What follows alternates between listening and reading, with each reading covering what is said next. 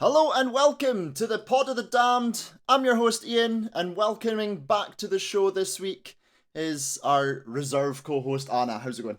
Not bad. Not bad. Good. Not bad. No. We've been off for the last couple of weeks. Nico has been on holiday.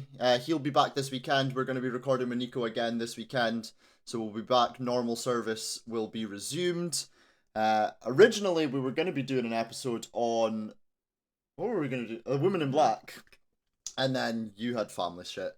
So that got pushed to the back burner. But last night, we went to go to the cinema. And we went to go see Saw 10, Saw X, whatever you want to call it. So thought we'd do a wee episode on that. Yeah. It was originally just going to be a mini-sode, but fuck it, we'll just do a full episode. Why not? Don't forget, we are a horror podcast that deep dives into a different topic every single week in our quest to create a leaderboard of the best and worst horror movies of all time. As I said earlier, this is episode number 89, and in today's show, as you can see, as I've already mentioned, we are talking all about Saw 10, bucking my rule of not of covering franchises in order. It fucks with my OCD when we do franchises out of order. But it would take us another 7 episodes. I think we've only covered the first 2 Saw movies on the podcast. So I think it would take us maybe just a little bit too long to get to 10. And I've got things to say about this movie. I think you've got things to say about this movie. Definitely. This isn't Anna's first time on the podcast. If you haven't already checked out our previous appearance, go check out our episode on Insidious. Which was the previous one that you were on, and this is your second appearance on the show, so welcome back. Before we go any further, I'll do the housekeeping. Don't forget, if you would like to support us across our social media platforms, you can do so. We're on X at Damned Podcast. We're on Facebook and Instagram as Pod of the Damned. You can email us at podofthedamned@gmail.com. You can subscribe to us on Patreon, patreon.com/Pod of the Damned as well. As we are recording this, we're recording this, on the 6th of October, which means we are now slap bang in the middle of nomination season for the 3rd annual Damned Horror Awards. That is our end-of-year horror awards. It's the 3rd year that they have taken place. Throughout the month of October, we open up the nominations for any single movie that's been released between October this year and November last year. So we include the last 2 months of last year for you guys. We've got 9 categories this year. We've added 2 new categories from previous years. So there's tons to get in there. We've got our returning categories of Best Movie or Series, Best Director, Best Lead Performer, Best Supporting Performer, Most Unexpected Success, Best Cinematography, and of course our Horror Hall of Fame. But for this year, we are adding in 2 brand new categories. We're adding in Best Score and Soundtrack, and we're also adding in Best Kill or Death Scene. So if you would like to take part and get your nominations in, the threads for those, the survey for those are across all of those social media platforms that I just mentioned, and they will be getting posted almost every single day between now and the end of October. Once Halloween hits, the nominations close, and then we go into November, which is voting season, which is basically where we create the brackets for each of those categories, and you guys, the listeners and our followers, decide exactly who wins every single category. The only input that me and Nico has, and Anna as well, will be our own personal picks for Horror Hall of Fame, but you guys also get a pick for the Horror Hall of Fame. Currently in our Hall of Fame from the previous 2 years, we have Wes Craven, Christopher Lee, Sigourney Weaver, John Carpenter, Vincent Price, Stephen King, and Barbara Crampton. So there will be at least 3 new names being added to that list this year. Anyways, I've rabbited on for long enough, I think. Anna, should we talk about the movie? Yes, we should. Okay, we are talking all about Saw 10. This movie was released in 2023, was directed by Kevin Greutert, and stars Tobin Bell, Shawnee Smith, and Synnöve Macody Lund. I probably butchered that. The IMDb plot is as follows. A sick and desperate John travels to Mexico for a risky and experimental medical procedure in hopes of a miracle cure for his cancer, only to discover the entire operation is a scam to defraud the most vulnerable.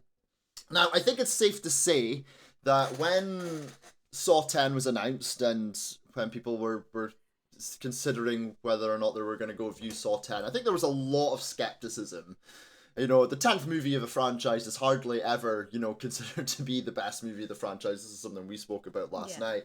You know, you go into a movie, you think about all your sort of big classic franchises, and for the majority of them, most people will say, oh, the original was the best. You know, people will think the original Halloween is the best Halloween, the original Scream, the original Elm Street. Although maybe there's a bit more debate to be had around Elm Street. I think there's a larger group of people who think Dream Warriors is the best.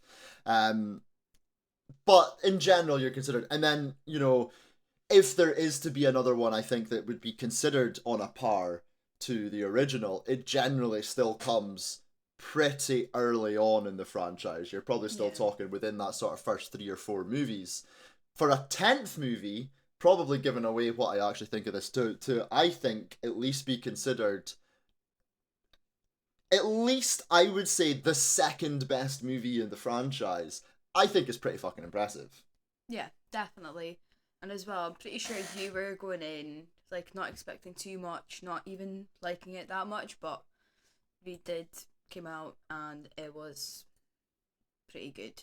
Yeah, I mean, I did keep my like. Listen, I've fought quite hard for the Saw franchise against a lot of people in the horror community. It's generally accepted that, you know, I mean, I hate the fact that it constantly gets this term torture porn sort of thrown at it. And it's something that we will get onto when we're more discussing sort of actual content of this movie. But that is something that happens quite a lot with regards to Saw 10. But I've gone to bat for Saw quite a lot. I love the Saw movies, even though I do understand that there's, you know, maybe diminishing returns from the franchise as it gets nearer to the end. I was trying to keep my expectations quite low going into this. I was burned pretty fucking hard by having reasonable expectations for Spiral, which I believe is the only Saw movie you've now not seen. Probably, Yeah. It's fine. You don't need to see it for this movie. You don't need to see it at all. It's pretty fucking terrible. In fact, I would go as far to say it's probably the worst movie in the franchise. And that's quite something considering we've got things like Saw 7 in there. So I did keep my expectations quite low, which is probably one part of the reason why I feel so good about it coming out as well. But you know, I just think it's something quite impressive, and it was something I can't help myself but get excited about when a new Saw movie comes out. It's just one of those things. You know, there's a lot of things that I will get excited about. You know, when we were in the cinema, we saw the new trailer for the new Exorcist movie, Exorcist Believer, and I couldn't be less excited about that. I mean, don't get me wrong, I've heard pretty negative things about that, but then I hear pretty negative things about Saw movies as well, and all the other movies that we go and see, and you know, so you know, I think there's just something to be said for that as well. I do have a real affinity to that, and I want to sort of touch on that as well because I'm not sure if he's floating about in the chat. He's usually kicking about somewhere.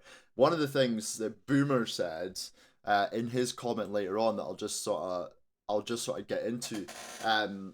He sort of says when it comes to this movie, he doesn't really care enough. He's not like the biggest fan of the movies, and so because he doesn't care, he doesn't get himself that invested. Whereas I feel like in this movie, I get myself really invested in the characters, which really allowed me, and you'll see this in a lot of my points that I make later, to be really sympathetic for a lot of them, which maybe, you know, some people wouldn't be. Hello to Kate in the chat. Thank you so much for dropping in. I hope you enjoyed the show. Feel free to let us know your thoughts, because I think you saw this relatively recent. Well, obviously relatively recently. It only came out like 10 days ago, but feel free to let us know and drop your thoughts into the chat as well. So, okay, Anna, so we went on a Saw marathon in preparation for this. You've seen them all, apart from Spiral. Where would you put Saw 10 then, in that, out of the 9 Saw movies that you've now seen? I would put it quite highly, to be honest, because it always got my attention, hadn't any issues. It was quite easy watch as well, as it wasn't overly like gory, or it wasn't over the top as in previous ones.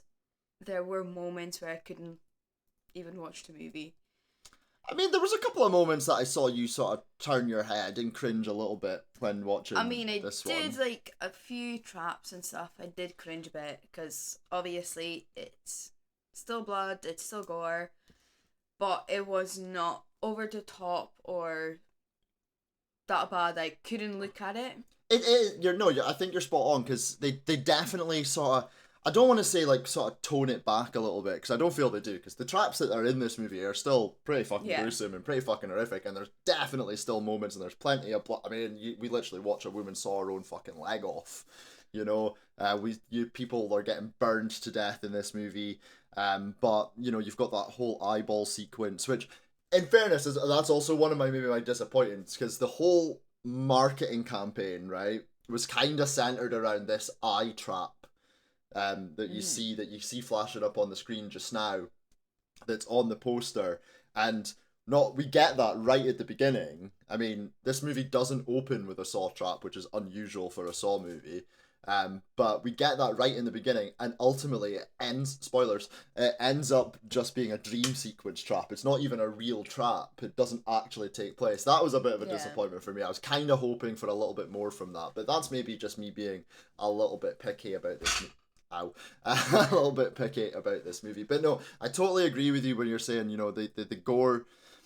I think the problem when they got to sort of 5, 6, 7 along the franchise is that at that point, you know, and you'll know this as well, like the story was becoming increasingly more convoluted. It was becoming more complicated, more difficult to follow. They were constantly trying to think, right, what can we do to, like, what's the next surprise? What's the next shock? You know, what's the big twist?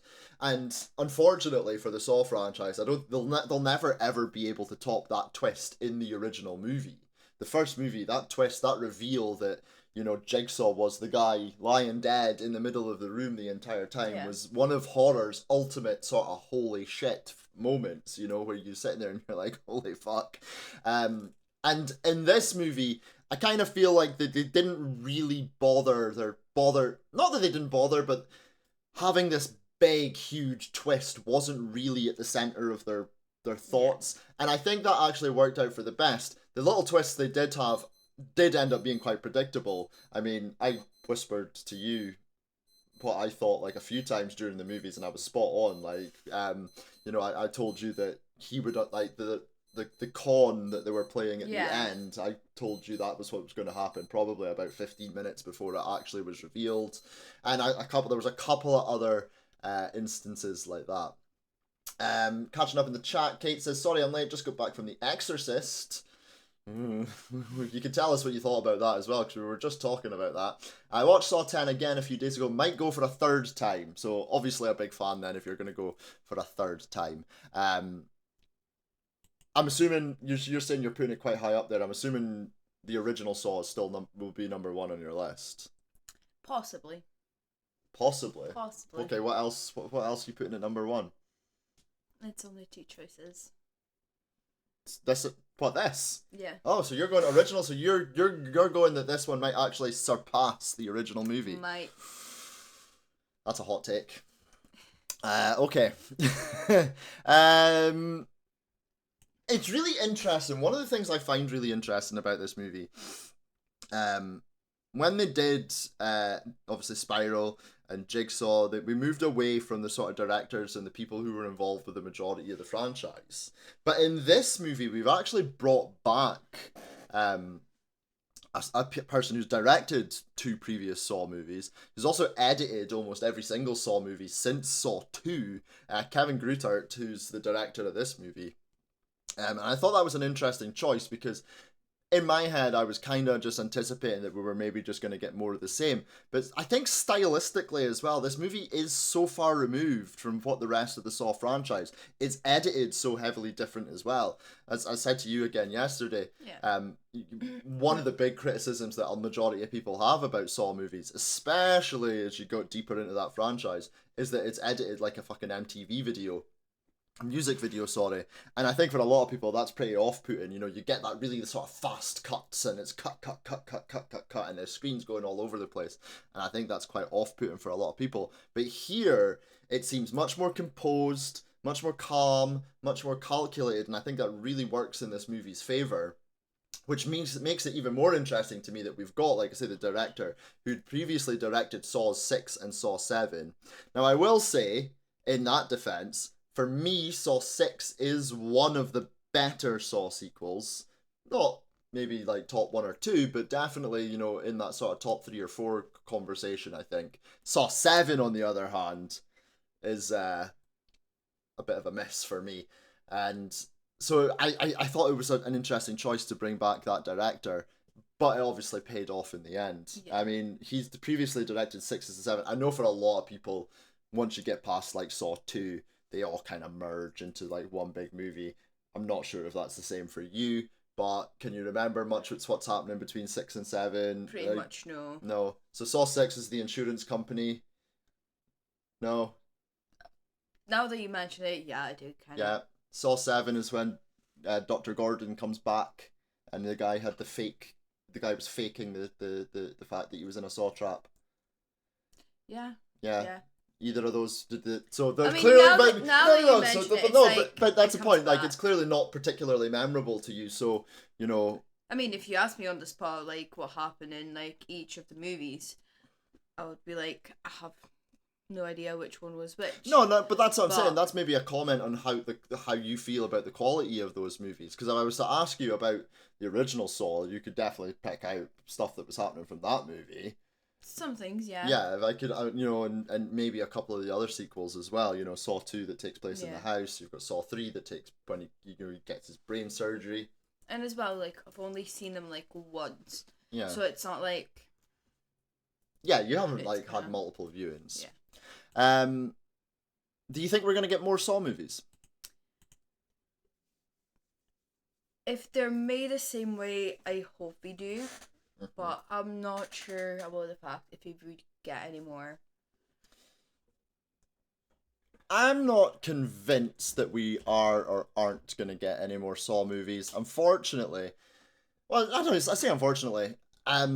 The franchise still makes money, and we'll get into how much this movie's made already later in the episode. But the franchise makes money.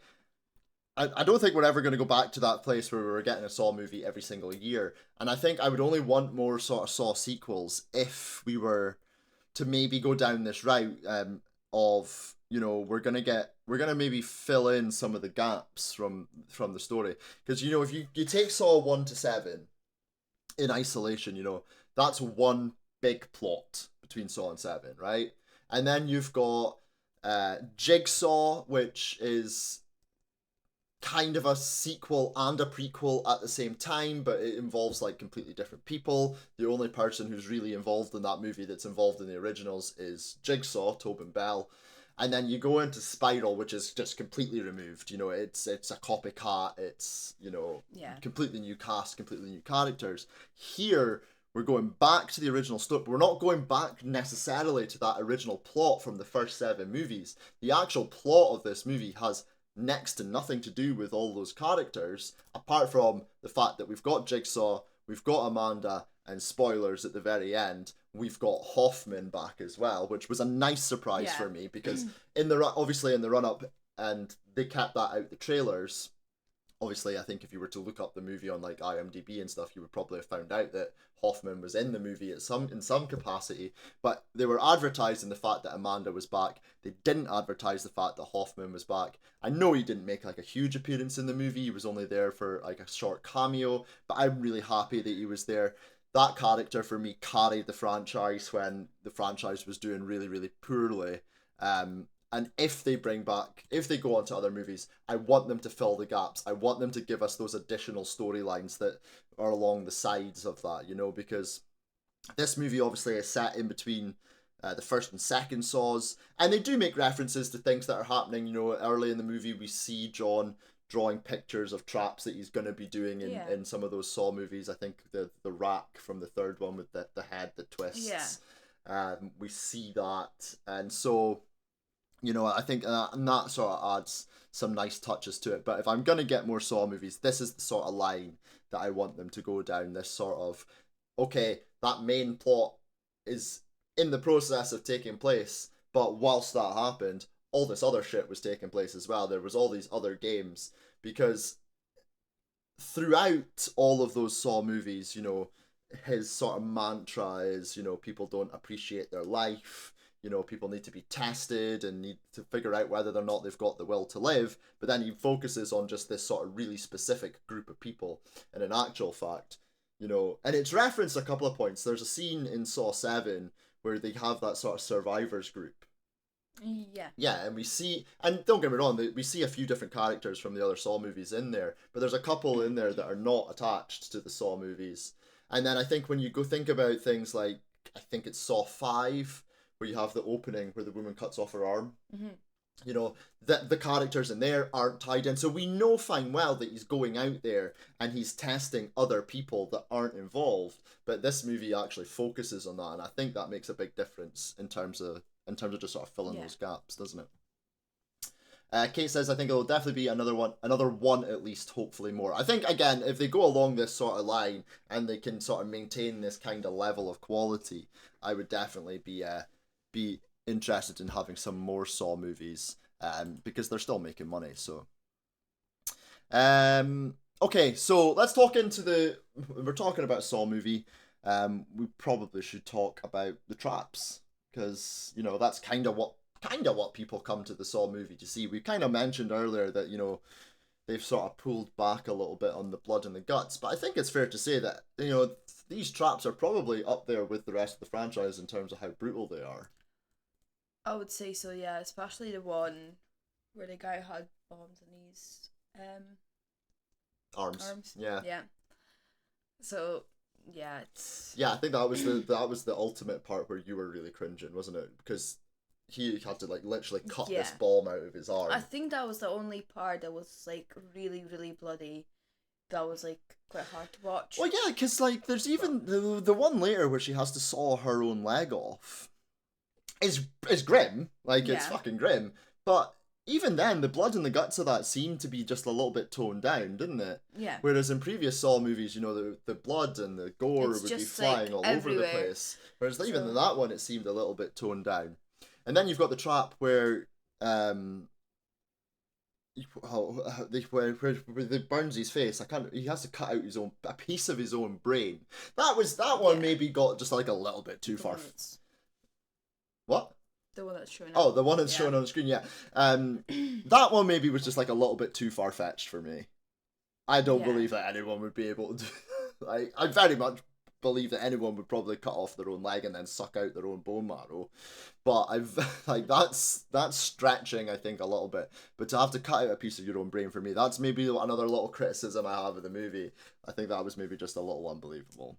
Yeah. Just a tiny bit. But once again, even when the trap pays off, and it shuts on his face, and we know that he's going to burn his face, we don't really see much of that. We don't get to see the aftermath of that. They keep that from us, and again, I think that was maybe a smart choice. It just leaving that little bit to the imagination sometimes I think can work for the better. And even when we talk about good Saw movies, and I keep referencing the original Saw movie. Even when it got to the point where he cut off his own foot in the Saw movie, yes, we get to see the initial sort of blade going into the foot. The franchise has gone on to show us far more, but we don't get to really see the aftermath of that. Yeah. They do sort of play a little bit of cloak and mirrors with it, and try to hide it a little bit. And I think this movie definitely goes back to that, whereas the rest of the franchise definitely started pushing more and more towards that shock value. This is much more story based and a much less shock based, and that's why this is a much superior Saw movie in my opinion. And as well, another trap that was quite hard to watch was where Gabriella, she had to break her leg and her hand to get out of the trap, and she still had radiation on top, burning her. Yeah, that was a bit. But this is what I'm saying. Even though that you might think they're toned down a little bit, they're still really brutal. I think that's. It was sort of stripping the franchise back and getting back to basics, wasn't it? Because the traps had gotten so incredible and fantastic, and I'm not using fantastic in a positive sense. I'm just meaning in terms of really grand and convoluted, and I think this one definitely just took it back to basics, and that was such a positive factor for me in this movie. Kate in the chat says the leg got me. I was surprised this was a 15 plus here, but Spiral was an 18 plus. I think it was an 18 here, wasn't it? I think so. I I'm think not it. sure. I think it was. I'm sure it was an 18. But then, where in the world are you? Because if you're in, I'm not sure. I'm sure it was an 18. You're gonna look it up. Excellent. I think they did toe down the blood with the leg, especially because I found that way worse than any Spiral traps. Australia. It was. For us, it's 18. It's an 18 here. I can't remember what Spiral was, so I'm going to assume that that was also an 18 here. But that's surprising that it was a 15 in Australia. That's surprising. Yeah. Anyways, yeah, they definitely toned it down, and I think it could be absolutely one of the best things for the franchise.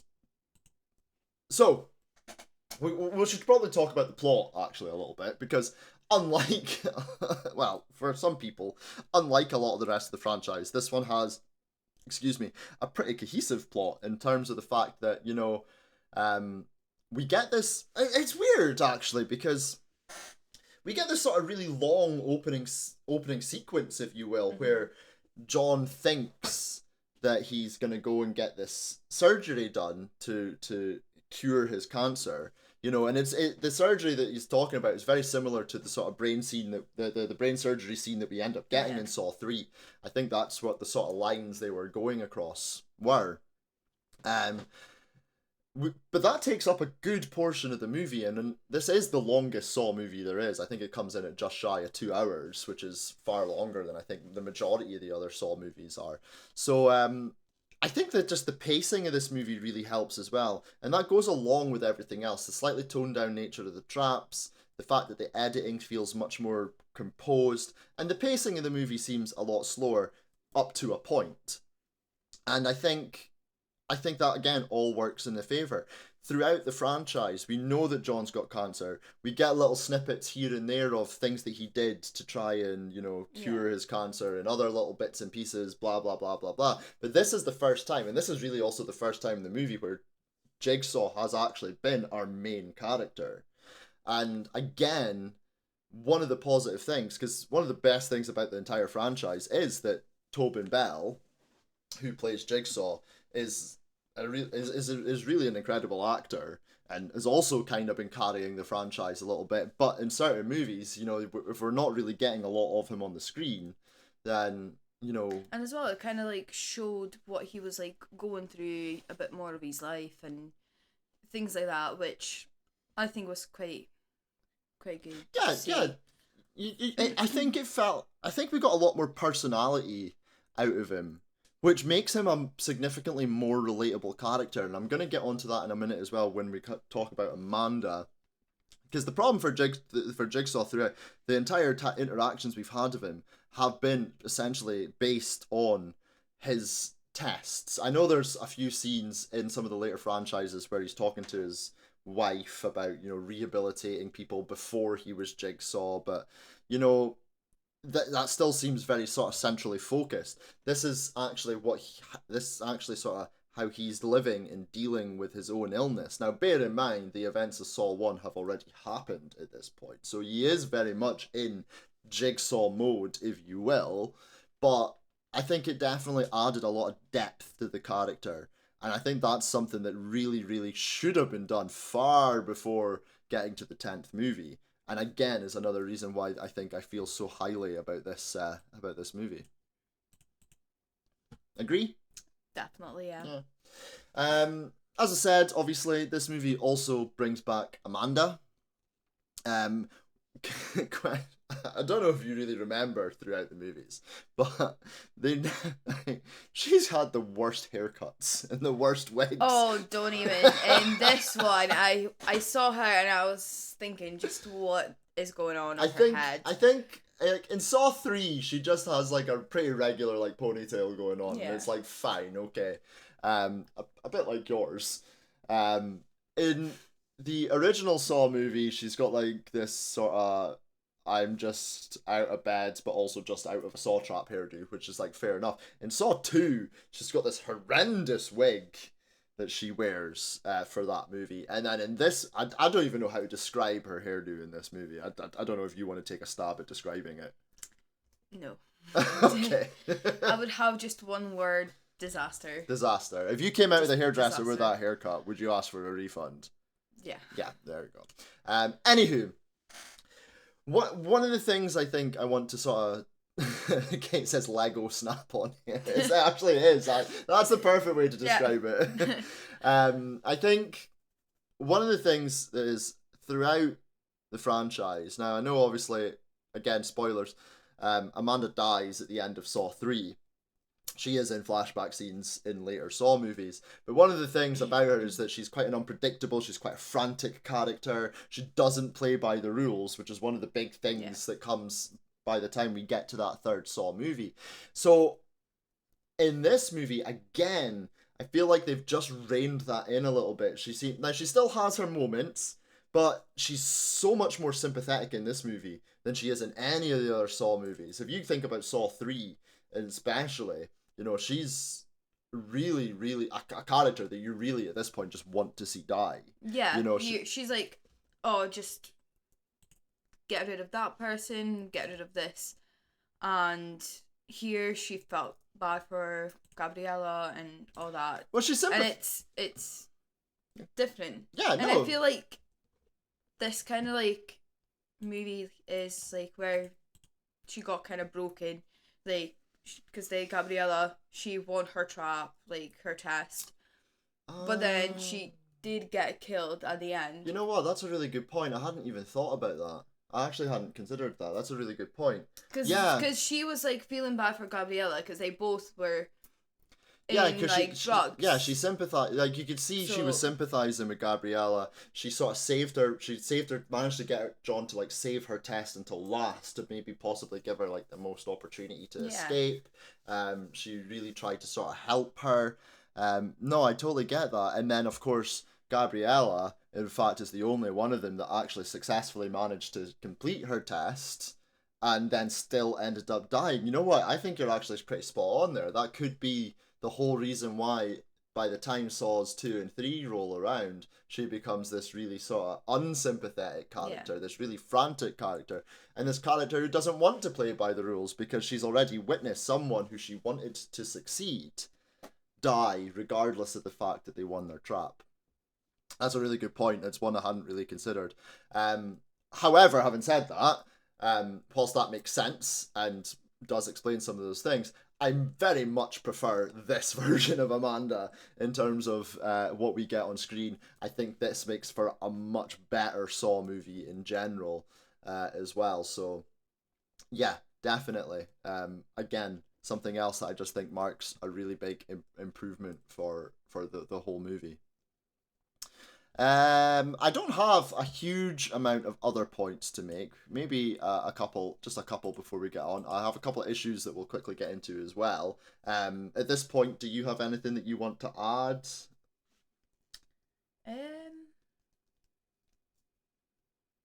Just could quickly talk about like the trailers and like all that, like, because I haven't like seen much of the trailers. Like, I've had them pop up and everything For the Saw movies? Yeah.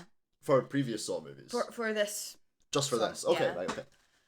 And it wasn't like other kind of movies that make it seem like it's this like new great thing or whatever.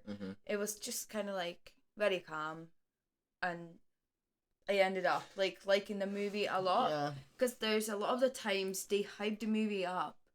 For example, Insidious. It was very hyped up. You're talking about Red Door. Yeah. And we were quite disappointed at the end. So I'd say they've played everything quite smart. I think again it's a tricky one. If you're making Saw 10, if you're going to go on to make Saw 11, you know, is there a point in making this like super high hyping it up trailer? Like, obviously, like, listen, that's the whole point of a trailer, isn't it? To hype up your movie. You don't want a really boring trailer because then no one's going to go and see your movie. But I think there definitely was a conscious effort, again, with the trailer, just like there was with everything else, with the pacing, with the editing, with the characters, with the blood and guts. I think there has just been this really conscious effort to just pull the brakes on the franchise just a smidge. maybe just to allow this movie to actually breathe, because when you watch previous Saw movies, it's just frantic from beginning to end. Even when you're maybe getting that little bit of exposition, because that happens in every Saw movie, doesn't it? You get that little section at the beginning before your main character has been like kidnapped, for example, or that's just going to set up what the traps are. But even at that point, there's still fucking crazy editing going on, and we're still getting like backstory from the previous movie. And then, like, how many times during that first watches did something happen, and I said to you, you'll find out about that in 2 movies' time? Oh, that happened so many times. And It got really, really annoying. yeah. I love the trailer that had Billy cycle out to the air that I breathe. Didn't give too much or too little. There was another. I think there was another trailer with another song attached to it. I can't remember what it was. I remember seeing that one, but I think there was another one. I'll maybe look it up once I finish the recording. And I'll stay live for a couple of minutes, because I'm relatively sure there was another, a similar trailer, but also to a different song as well. But no, it's a good point that you raised. And again, I think it maybe just goes into trying to temper expectations a little bit. Although, having said that, I don't feel like the Saw franchise, in spite of the fondness of maybe like the original, but even then, I think there's still a huge group of the horror fandom and then the wider movie fandom that just looks at Saw movies maybe with like a little bit of snobbery attached to it, like, and it's something that's really been bothering me lately about this sort of whole about the horror fandom, because I think it's becoming more and more prevalent, and I don't like it, is that there is just this kind of snootery snobberishness, I don't even know if that's a word, about this type of movie, about it just immediately being labeled as, torture porn. I've seen a lot of comparisons and a lot of stories, and you mentioned this as well, about how the blood and guts and the gore of this movie has been compared to that of Terrifier 2. Yeah. And these are completely different movies, they're completely different styles. Terrifier 2 is designed to be very much sort of grindhouse. Yes, the blood and the guts in that is off the fucking charts, but it's also comical. Yeah. And it's meant to be that. I think here, yes, the blood and guts have been reined in, but it's just, I think it's much more realistic, and what it's trying to achieve. And they're very different styles of movies. And, people always say about the Saw movies, oh, well, there's just blood and guts and traps and there's no plot. In actual fact, I think if you went and sat through the Saw movies, you'd probably find the plot of these movies is far more complicated than the majority of other movies that are out there. We watched Halloween. You watched Halloween for the very first time, and I'm pretty sure you'll admit that there's very little plot to that movie. Babysitter babysits kids. Michael Myers escapes from asylum, kills babysitters. That's the plot. Yeah. When you go through the Saw movies, the plots are far, far bigger than that. So I think it's definitely something. It's also something that gets labeled a lot. Remakes, reboots, high-numbered sequels like Saw 10, requels, things like that. I've seen a lot of that sort of thought process coming with the new Exorcist movie, and I just don't get on board with that. I think, you know what? If you don't like a movie, fine. Don't judge it. But don't judge a movie. If you're not going to go see a movie, then don't judge it. You can't judge a movie that you're not planning on going and seeing. You can't say, oh, well, I don't like this director, so I'm not going to see this movie. It's going to be shit. But if you don't like a director and you don't want to go see a movie, that's fine. But you still can't say that his movie is shit if you've not seen it. Yeah. That it really sort of pisses me off. It's like this whole thought process as well about, all this, why are they remaking The Exorcist? How could they do that? The Exorcist is like this golden child horror movie and should never be touched ever again. And I just think that's total fucking bullshit. Remaking a movie, rebooting a movie, you're bringing that franchise to a whole new group of people who maybe won't see who maybe will have never seen the original Exorcist. That's a movie now that's, is it already 50 years old? Like, it's almost half a century old. There's going to be a whole group of people, and for better or for worse, and whether those people are right or wrong, there is going to be younger people out there who will refuse to watch movies of a certain vintage. Just like when I was growing up, there was people who, and there still is, people who refuse to go back and watch Universal monster movies from the 20s and 30s because it's too old and, you know, we've moved on from that. I fucking love those movies, you know? But whether there's that opinion is right or wrong is a different conversation. But it doesn't mean we shouldn't still try and bring these intellectual properties and these franchises to whole new audiences. And I can guarantee you, because that's one of the points I want to make, Saw 10 will definitely bring the Saw franchise to a whole new group of viewers as well. Definitely, yeah. Kate says, being a Saw fan can be very thankless at times, but it's nice to see people responding to well. That's exactly how I feel. I've been a big Saw fan, and I'm sure, like me, you will agree. Yeah, definitely. Look, some of those sequels are not good. They're not good. But you show me a franchise that's got 10 movies in it, and tell me where there's not bad movies. I'm the biggest Halloween fan in the world. I know for a fact that Rob Zombie's Halloween 2 and Halloween 6 especially are like, oh, they are pieces of shit. But I still love them and I still defend them, you know? Anyways, I think that's a rant over. That was quite a big one, wasn't it? Yeah. I think, just on a side note from what I'm saying there as well, about, you know, introducing this franchise to new viewers, one of the things I really, really appreciated about this, and it ties back into a couple of the points we've made already, you really could watch this movie without seeing any of the other Saw movies and still be watching a very complete movie. Yeah. You know, there's not, I don't think, I mean, maybe this is something that you could answer a bit better because you've only seen them once. Mm-hmm. Were there any moments for you where you were watching this movie where you thought, I don't really know what's going on here. Has this been explained in another movie? I think I did, because like I had to ask a few questions and you were like, well, it's going to be explained either later or I had missed it. But there wasn't that many of them. I don't think there were many of them. But if they make like, as this movie is set in between like one and two, if they make like another that's set between 2 and 3, mm-hmm. it kind of like would explain things maybe. I think because this might be a new way of like watching the whole franchise. Like you would watch one. Oh fuck! No, we're gonna Star Wars this shit. Oh yeah, no! It'll be you'd have Saw 1, Saw X, Saw 2. So you'd have to watch. You could.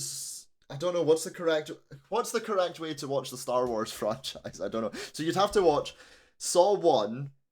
Yeah. Saw 10. Right? Or Saw X. It would make more sense if you just say Saw X, because Saw 1 and then Saw 10. Okay, so Saw 1, Saw 10, Saw 2, Saw 3, Saw 4, Saw 5, Saw 6, Saw 7, and then Jigsaw Spiral. Is that what you're saying? Yeah. That's how you have to watch this. And then, so if they release Saw 11, it's going to be set in between 2 and 3. It would go Saw 1, Saw 10, Saw 2, Saw 11, Saw 3, Saw 4, Saw 5. Fuck's sake. Why? You know what? They should have just called it Saw 1.5. I was actually thinking that. Saw 1.5. Will we petition to change the name? No, I don't think so. Right, okay. But no, I get... So, yeah, obviously you were saying there was maybe still a couple of instances where you maybe had thought, oh, I'm not really sure what that's all about, or, you know, unsure whether it's related to the rest of the franchise. But could you imagine, for example, watching, I don't know, Saw 5, Saw 4, Saw 7, Saw 6, without seeing any of the other Saw movies and having any fucking Scooby what's going on? No, I don't think so. No, you'd have absolutely no chance. No chance whatsoever. You could watch 10 as standalone. The only possible confusing bit would be Hoffman, but that would clear up before long with watching more. Yeah, exactly. So Hoffman showing up at the end, definitely. Because you've just watched this movie, you'd be like, who the fuck is this guy? Yeah? But then again, you figured out that he gives him information. Yeah, but in terms of like just him being involved. No, I totally get that. You can probably vouch for this. I was incredibly happy when Hoffman popped up on the screen. Oh, yeah. I think I let out a little like, ooh, there's Hoffman. Because there's the moment earlier, and there's just that moment like earlier in the movie where he's on the phone to Hoffman. Jigsaw is on the phone to Yeah. Hoffman, and I was desperately trying to figure out, because I kept myself completely spoiler free from this, and I'm really happy I did. I desperately was trying to figure out whether or not that was actually Hoffman's voice, or if they'd just gotten someone to try and sound like Hoffman. Because he's not got like the most particularly like difficult voice in the world. You know, it's not like hugely recognizable, but possibly to Saw fans it would be. So I was really fucking happy when he. I let out a little cheer. I was really. Were you happy to see Hoffman? Yeah. Yeah. Yeah. I mean, because the thing is, like, Hoffman was the main character for all of the worst Saw movies. But I think it's generally accepted that the actual character of Hoffman is actually a pretty interesting one as well. Yeah. And it was kind of good, I think, as well. Because throughout all of those previous movies, the characters of, especially Amanda and Hoffman, have always been at, like, loggerheads. And then it was good to see the sort of trio all working together in this movie, because I think there comes a point where you realize when you're watching the original series that in actual fact what John has put together is actually really dysfunctional and never actually worked. So I think it was really good for us to see this sort of instance of it working really, really smoothly and really, really well. So yeah, I was really, really happy to get Hoffman back. I hope, as I said, if we go on to get a Saw 11, which would be set between 2 and 3, I would possibly like to see that be more about the fallout between sort of Amanda and Hoffman, because that's where that really sort of takes place, isn't it?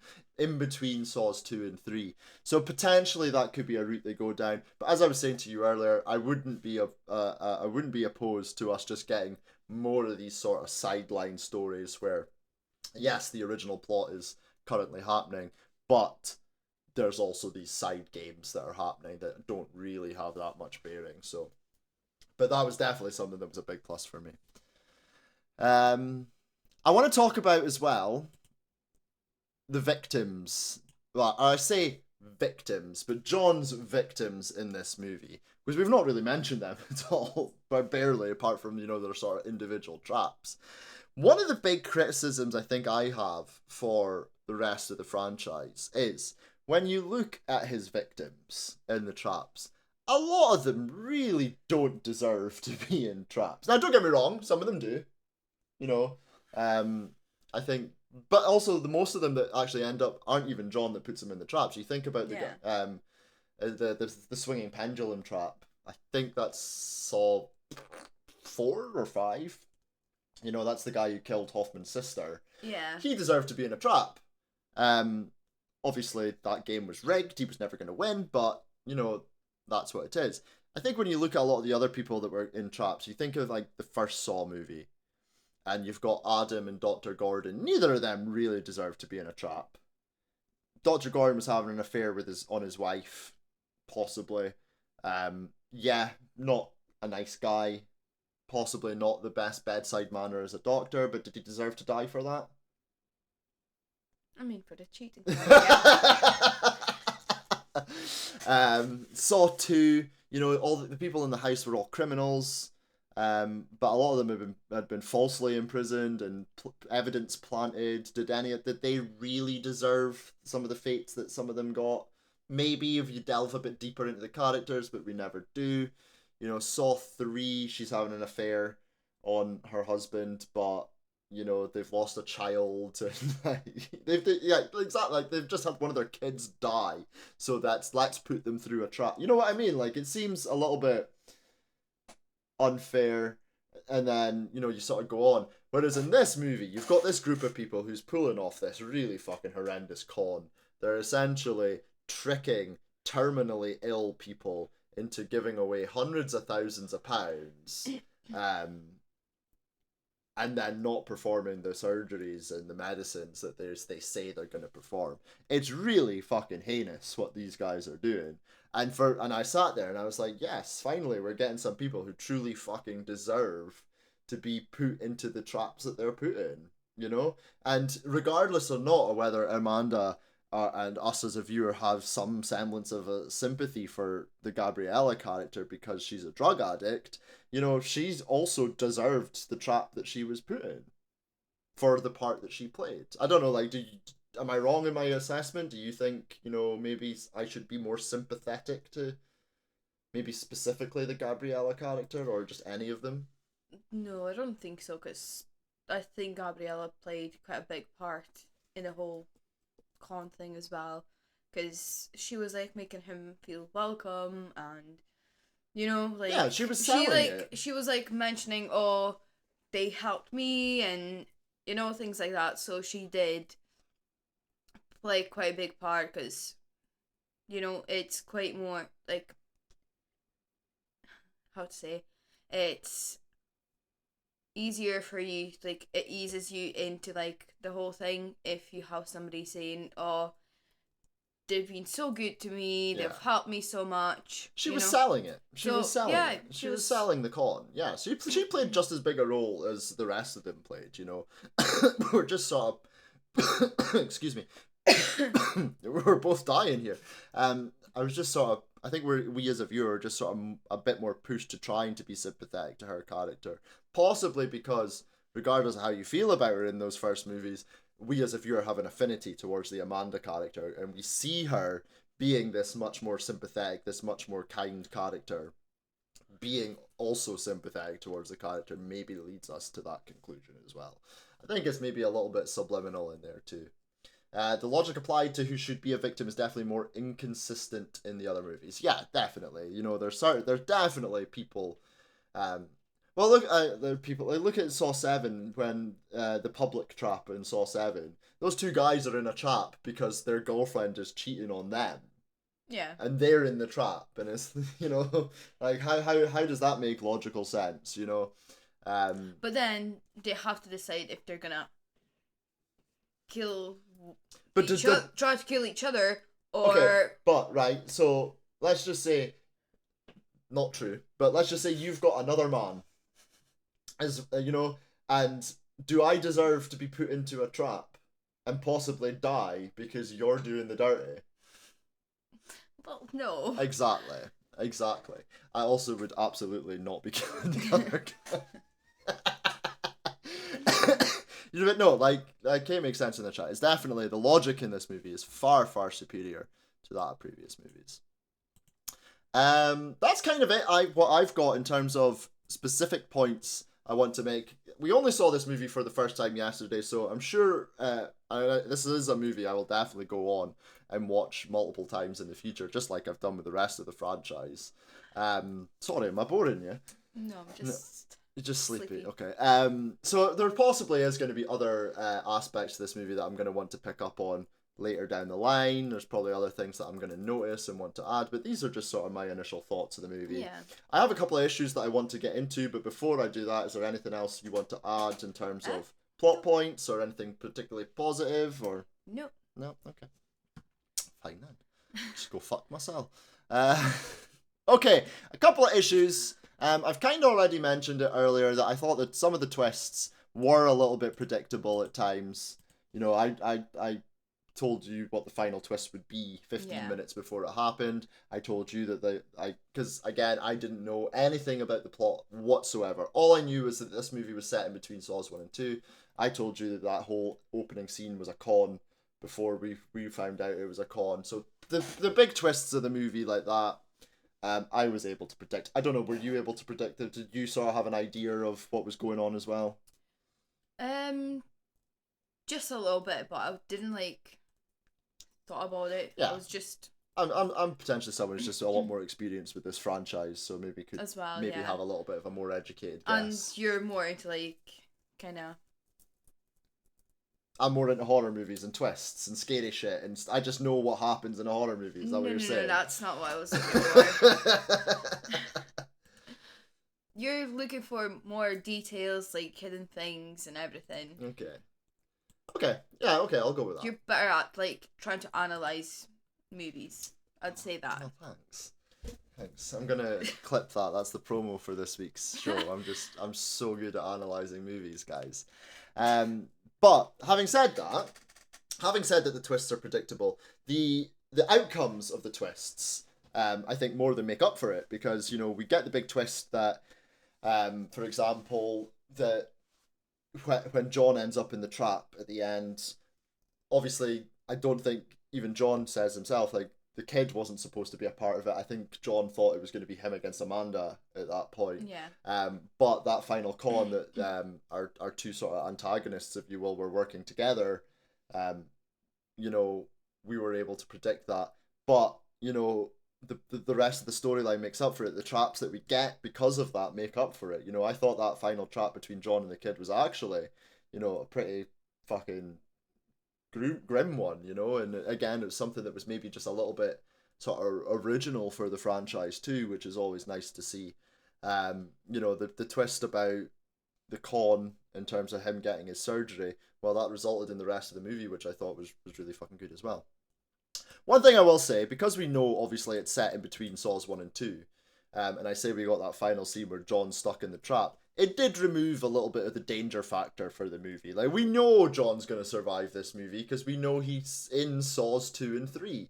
That does... I still did forget about those parts. I was like, oh. Just like, I don't fucking care. There's a prequel. This motherfucker's dying in this movie. I think that's a danger, though, you're just going to run with any sequel. Prequel, not sequel. Any prequel that you have does remove that kind of factor, doesn't it? Just a little bit. So that's maybe something that's maybe a bit harsh to aim specifically at this movie, but rather prequels in sort of general. And then for me as well, once obviously we find out that original, those opening scenes were a con, it's very quickly that we go into Booth, right, he's set up all these other fucking traps. That seems a bit rushed, doesn't it? Yeah. Like, the con's happened, he's dealing with the con, but suddenly he's managed to set up this fucking huge game that's got all these participants and all these traps. It felt a little bit rushed. It's probably the one part of the movie I did feel was a little bit rushed. One of the great things I think about the original Saw movie and that scene where Dr. Gordon cuts off his foot is that you're literally building up to that the entire movie. Mm-hmm. We get some flashback scenes in that first movie of other people in their traps, but we don't actually actively see them performing their traps. We generally get to see the aftermath, and then we get some of that fucking Marilyn Manson editing. Whereas that him cutting off his foot, it builds throughout the entire movie. That movie is supposed to take place over the course of, I think it's like 6 or 7 hours. Whereas, here it's a case of these people have just found out they're in a trap, and within 30 seconds they're prepared to cut their own leg off. That part to me is like, it's a bit of a stretch. I think if that was anyone in a real life situation, I think they might have not wanted to make the movie too long. No, I get it. At the same time, because it was already 2 hours long. So no, I get it, but for me, it goes back to I don't know if you remember the opening scene to Saw 2, where the guy is supposed to cut his own eye out to get the key behind his eye, and he doesn't do it. He fails. He doesn't do it because he's literally just woken up into this trap. He's potentially not fully been able to comprehend the magnitude of the situation, and he's not, to me, given anywhere near enough time to be able to, actually sort of prepare himself. These are things that you need to prepare yourself for, and I don't believe that in the space of 3 minutes anyone would truly be prepared to saw their own leg off, or to I don't know, cut out a piece of their own fucking brain. You get what I'm trying to get at, Yeah. And I think from a plot perspective, it does make it's thin. I think it's quite thin. So those are the sort of big criticisms I'd have of this movie. But I don't think they take away from my overall enjoyment. No, I still quite enjoyed it, and yeah. Any other criticisms from you? I do not think so, no. No? Okay. We shall move on then, and we'll get into our next segment, which is the trivia. Start off as always with the finances of the movie. So according to IMDb, this movie has a budget of $13 million, and it currently, as of when I checked last night, has grossed $34.5 million, so it's already tripled its budget. It's only been out for 10 days, And this is before it hits sort of streaming platforms and renting platforms and whatever else. So the movie's been a pretty big financial success, I would say. You normally, I think, go for the budget again when it comes to sort of marketing campaigns, I think. So if you put your total budget at around maybe 25, 26 million, it's not made huge money yet, but I think it's made more than enough money so far and will continue to make enough money over the course of the coming weeks and months, because this isn't going out of the cinema anytime soon. We're about to come right into spooky season as well. And I think as it is definitely getting positive word of mouth, might convince quite a lot of people who potentially weren't going to go and see it to go see it. So I think this movie is going to perform a lot better, which is another reason why I think they were going to get a Saw 11. Yeah. So hopefully. See, converted. This film is the first in the Saw franchise to not feature a cop subplot.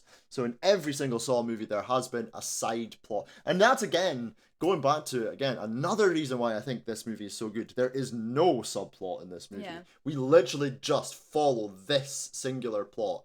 John thinks he's getting his cancer cured. He gets conned. He punishes the people who conned him. He tests them. In every single other Saw movie, you've got this subplot. Whether that was fucking Danny Glover in the original, whether that's all the fucking crooked cops. Try saying that when you're pissed. You know, and I'm not saying that necessarily they always diminish the plot or diminish the movies, but it was kind of nice in this movie to just be like focused on this. Yeah. Full focus as well. As we've said multiple times, this film takes place in between Saws 1 and 2. The next point I will get into once we do the ratings, because it's centered around the ratings. This is the first installment of the series to feature John Kramer as the main protagonist, which I think we mentioned earlier as well. Whilst editing, this is the eye vacuum trap scene. The editor, Steve Foreigner, received a visit from the LAPD because his neighbors reported screaming coming from his office. So he was playing a tape back so often and so loud that his neighbors thought he was actually torturing someone, which is quite funny. There is obviously link-ins. We have sort of link-ins to some of the previous Saw movies. So I mentioned Saw 6 multiple times, the one with the insurance people. And there's a scene in that movie where John is going to like the head of the insurance company to get experimental treatment about his own cancer in Norway. And what I believe this movie is leading us to believe that the treatment that he goes for in Saw 10 is the treatment he was trying to get his insurance company to cover. Okay. Because when he goes to the I've immediately forgotten the name of the insurance guy, but when he goes to the insurance guy, he tells them that it's in Norway, which is where he thinks this one originally is, although he ends up going to Mexico. But he, I think, if I remember correctly, the actual treatment that he describes in Saw 6 is similar to the treatment that he's supposedly going to receive in this movie as well. So there's a link there in between Saws 10 and 6, which I quite like. So yeah, the experimental cancer treatment John seeks out in this film is presumably the same treatment for which he sought and was denied insurance coverage in a key flashback in Saw 6. This is further solidified by the fact that in Saw 6, John mentions it's located in Norway, which is where Cecilia's father is allegedly doing his own work. Despite being a dream sequence of John's, the eye vacuum trap is the first trap in the franchise that is designed to only maim and not to kill the victim. So it's the first trap in the franchise that if you fail, you do not die. Which would make sense since it's a dream sequence trap. It's not an actual trap. So, makes sense. Finally, some of the previous Saw films, Saw 2, Saw 3D, Jigsaw, Spiral, all end with the door closing and with either John or Amanda or Jill saying the word game over, whereas in this movie it actually ends with the door being opened, which maybe is metaphorical for, new beginnings and, opening new doorways to other Saw movies as well. So I think that was quite interesting. I don't suppose there's anything that you've been looking up while I've not been looking. Not at all, no. Okay. Right. I leave that to you. Okay, let's move on to our final segment then, which is the ratings and the reviews. There's no guessing game this week because you are currently looking at the exact same document that I am with the ratings on them. But IMDb, as always, sorry, we'll start with the critics. IMDb have scored this a 7.1 out of 10. Metacritic have scored it a 6. The Rotten Tomatoes critics have scored this 83% fresh, with the Rotten Tomatoes audience a 91%. We'll get into the critics' consensus on that in just a second. The previous bit of trivia that I was saving, this film has the best reviews and ratings in the series. Saw, the original, is the next highest. So this has an 83 and a 91. The original Saw only has a 50%. So it's like miles away. Like, this is so far ahead in terms of the ratings out of all of the Saw movies. Like, it's quite something. Critics' consensus, led by a franchise best performance from Tobin Bell, Saw 10 reinvigorates the series with an installment that has a surprising amount of heart to go with all the gore, which I think is pretty much what we've been saying throughout this, adding in the sympathetic characters, making us feel, much more sort of aligned with Jigsaw and Amanda. Definitely goes with that. And the Rotten Tomatoes audience says, adding dimension to the franchise's main characters while still leaving plenty of room for the gruesomely graphic horror these movies are known for, Saw 10 might be the best sequel in the series so far. I think that's now just going to generally be the case, that it is the best sequel in the series. It's a shame that they had to wait 9 more movies to get there. As always, we ask our listeners for their opinions on the movies. We've got we'll read out just a few. So Kate, who's in the chat, who's been in the chat, says, loved it. Tobin Bell was great, had fun, and got a little queasy. Don't think it's a Saw movie if you don't get a little bit like... That's So Random podcast says, makes some smart choices that at the very least puts it ahead of the last few entries. So again, positives. This is the thing as well. I think even the people who maybe aren't the biggest Saw fans, even if they are not the biggest fan of this particular movie, their inclination is to be more positive about it than negative. And I think that says a lot about it. Chainsaw Massacre says, this far into the game, see what you did there? I see what you did there. I couldn't see what more they could do with these, but this was a pleasant surprise, especially in the story department. The traps were fun, the writing was well done, and there was gore galore. Couldn't really ask for more. Second favourite in the franchise. And finally, Podcast in the Woods, friends, former guests. It's more of the same. It's nice to see Tobin Bell get to delve deeper into the character of John Kramer, as well as stretch and display a bit more emotion than ever before. However, it falls into the trap.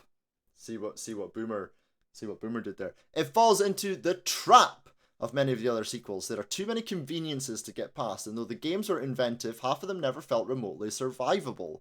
I have my reasons for saying that, but it would take a longer explanation. Finally, there's no tension since we know how the story turns out. So Boomer does make a couple of points there that we do kind of agree on.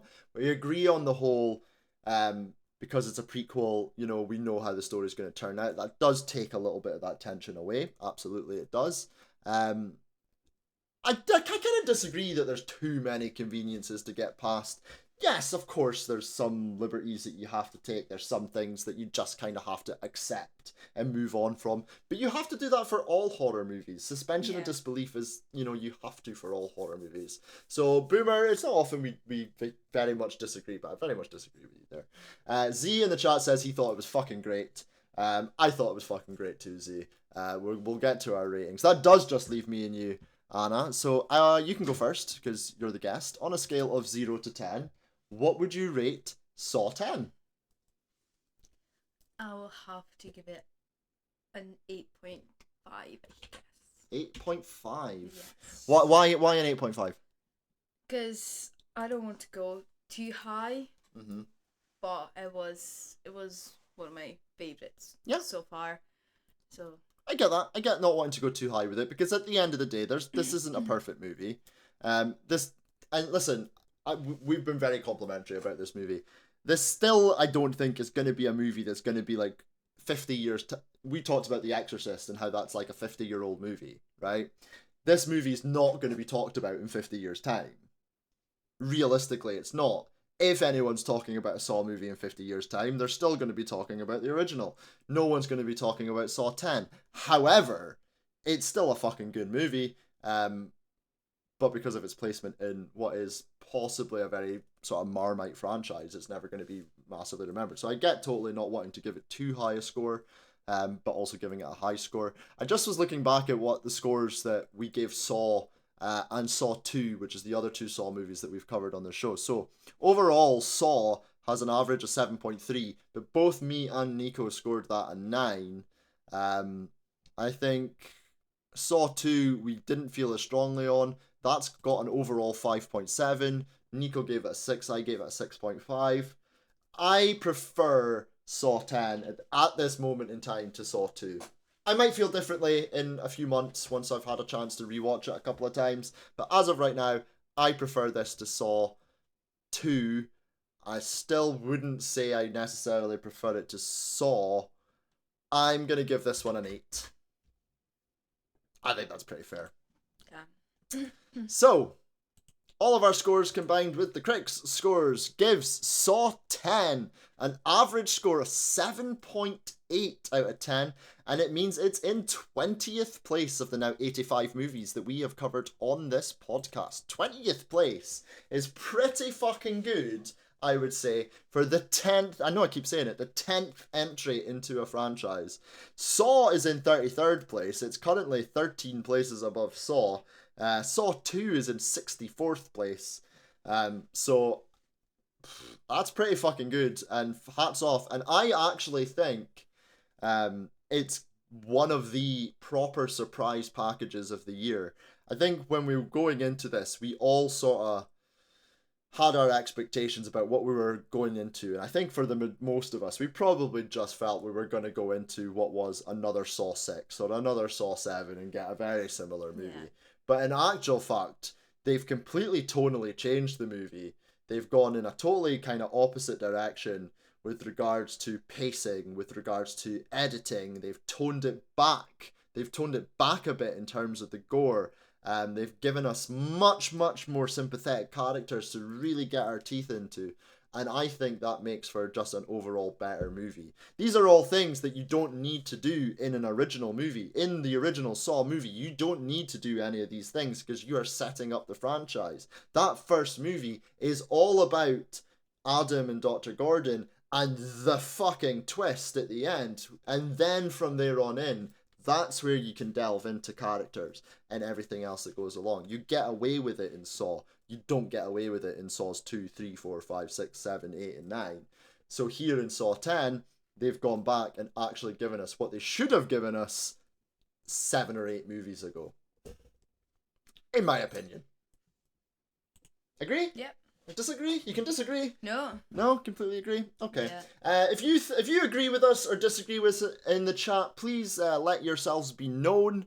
I think Kate, you've definitely enjoyed it. Z's in the chat, you've definitely enjoyed it. Do you agree with what we've been saying? Do you disagree with what we've been saying? Let us know. But that's gonna do it for this episode. There you go, Z saying, I thought Saw 10 was a high 8, so I give it an 8 and 8.5, so you're right in there with us. Kate says, agree, Tobin Bell's performance was amazing. I can't speak today. Tobin Bell's performance was amazing. I think this is, we were talking about our end of year awards, and personally, we've got an award for most unexpected success. I don't think Saw 10 is going to be the movie of the year, but I certainly think it's possibly one of the biggest surprises of the year and one of the biggest surprise packages of the year. I think that's an award that this Saw 10 should definitely be up for. But I can't vote. I can't vote. You guys need to vote. So if you think Saw 10 deserves to be on any of our end of year horror awards, go to our social medias. We're on X at Damned Podcast, Facebook and Instagram is Pod of the Damned. The threads and the links and the surveys are all on there for our end of year horror awards, so check them out. Up next on the show, Nico will be back after taking a couple of weeks off, I think, to go to the Czech Republic. He's back to talk all about Eden Lake. Have you seen Eden Lake before? No. Oh, you're in for a treat. It's a good movie, but it's a movie you're never going to want to see again. So Yes, but we'll be back on Sunday with Eden Lake. If you're listening to this on the podcast, thank you so much. If you're watching this live, this movie will be available on the podcasts on Sunday. And we'll also be broadcasting our next episode live on Sunday for the podcast next Wednesday. So we're going to be releasing these two episodes in pretty quick succession, just to get us back in there, releasing episodes after not releasing anything for a couple of weeks. But yeah, Saw 10 definitely far better than we imagined. Don't forget, you can follow us here on Twitch as well. We don't just do live episodes, we also do live gaming, which is usually me scaring myself pretty shitless playing video games. You know, you usually float about the chat. Yeah, it's just a good time. So if you're here and you haven't already done so, please give us a follow as well. Anna, thank you for joining me on your second episode. You're very welcome. Okay, thanks. Guys, if you're watching us live in the chat, thank you so much for tuning in. Like I say, we'll be back on Sunday with the next live episode of... That's actually when the next stream will be. There's no stream tomorrow. Like I said, back on Sunday, next live episode. I keep repeating myself. Me and Nico, Eden Lake. I'll probably be doing a little bit of gaming on Sunday as well. Trying to continue our way through Lies of P. And then next week we'll be doing some more games too. So thank you for watching us live in the chat. If you're listening to us on the podcast download, thank you so much as well for tuning in. And until next week on the Pod of the Damned, just remember... you're damned if you do, and you're damned if you don't.